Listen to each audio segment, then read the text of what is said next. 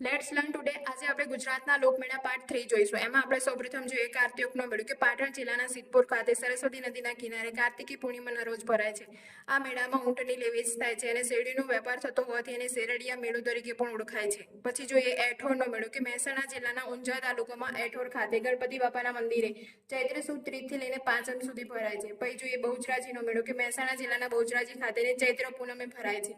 પછી ભાળભૂતનો મેળો જોઈએ કે ભરૂચ જિલ્લાના ભાળભૂત ખાતે દર 18 વર્ષે ભરાતો કુંભ મેળો છે અને ભાળભૂતેશ્વર મહાદેવનું મંદિર અને લાંબા અંતરે ભરાતો આ મેળો છે. પછી જોઈએ કે પાલોદરનો મેળો કે મહેસાણા જિલ્લાના પાલોદર ખાતે આવેલ 64 જોગણી માતાના મંદિરે ફાગણ વદ 11 થી લઈને 13 સુધી ભરાય છે. આ મેળાની વિશેષતા પાક અને વરસાદની આગાહી કરવામાં આવે છે. પછી જોઈએ કે માધવપુરનો મેળો કે પોરબંદર જિલ્લાના માધવપુર ખાતે ચૈત્ર સુદ 9 થી લઈને 13 સુધી આ મેળો ભરાય છે. કૃષ્ણ અને રૂકમણીના ભવ્ય લગ્ન યોજાય છે. પછી જોઈએ નકળંગનો મેળો કે ભાવનગર ખાતે અને અંબોરનો મેળો જોઈએ